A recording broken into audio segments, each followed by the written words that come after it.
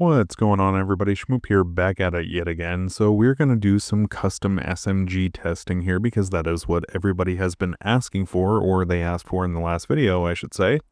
If you're curious, the rules for this run are going to be up on screen to kind of just give you a little heads up on how, when, where, and why. And before we get into it, can I just say, leaving a like, maybe a sub or a comment would be absolutely awesome. If you want to go over to Advanced GG and use code SHMOOP10 to save yourself a little bit of money and help the channel out, that would be absolutely amazing. And now let's get right into it. So first off here, we are using the Huckleberry, and with the last few updates, they added kinetic tremors to this thing in one way or another. So I thought it'd be interesting to kind of see what that does in the longevity of like a 30-second damage run, because you never know how things are going to play out with Bungie's spaghetti code. But it doesn't seem like it does too much, maybe like 3 bullets worth of damage per proc, so that's like, what, 9 bullets every time it procs extra?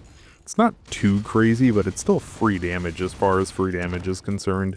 Brings it in at a whopping total of 14,008. And now we're going on over here to Risk Runner.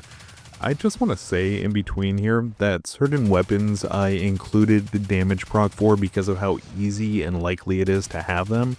So like Ravenous Beast for Teraba or the reloaded shots for Barrow Dyad. But for Risk Runner, for example, or even for the Huckleberry, it's just kind of complicated to get their damage procs or like their buffs going when essentially it wouldn't be realistic to get them going during a damage phase. So I didn't put them in just because it wouldn't make sense. I wanted to make it more level of a playing field. And ironically, Risk Runner does less damage than Huckleberry. That's kind of sad. Now with Osteo, I overflowed it to 114, which with my mag option, which is the second biggest, that's what it maxed out at. Yeah, that's a pretty big mag, so I just go off of that for the 1 mag damage, and then I'm just going to go through the rest of the 30-second. The only thing I don't really like is how every time you proc the poison, it resets it back to the base damage, so you lose DPS, but it is what it is. And now for what everybody has been calling the absolute king, Barrow Dyad here. Let me just tell you, this thing is crazy. Like, absolutely a monster when it comes to Peacekeeper damage. I don't know who, what, when, where, or why, and I'm even using the target lock version, which technically speaking, if you use the one where you hit 3 separate targets, you do more damage.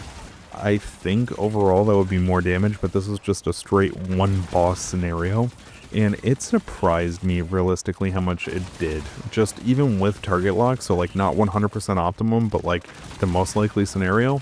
This thing is crazy. 32,000 damage. Like, what?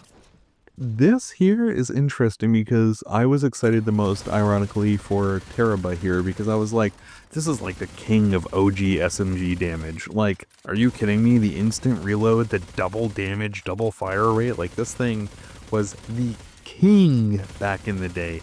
So I was excited to see where it pairs up, and the 1 mag test was a little worrisome, but I know this thing's all about fire rate and reload speed, so I was like, oh, 100% it's going to take the cake there. Like, weak in the beginning with 1 mag, but absolutely going to tear up the ranks as it goes on. And I was close to right, half the damage of Barrow Dyad, that's close, right? 50% less, that's close. Now, the Manticore here is a little complicated. I just had to go grind out the quest, or not the quest, oh my god, I'm tired. The catalyst for it, which hashtag whisper mission for catalyst farming, if anybody knows what I'm talking about, shout out to you.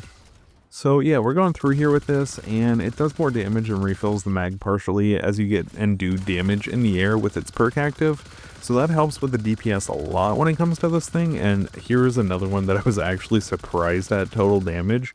Coming in at second at just over 20k is kind of crazy. So yeah, there were some curveballs in here that, got me excited and did more damage than I thought.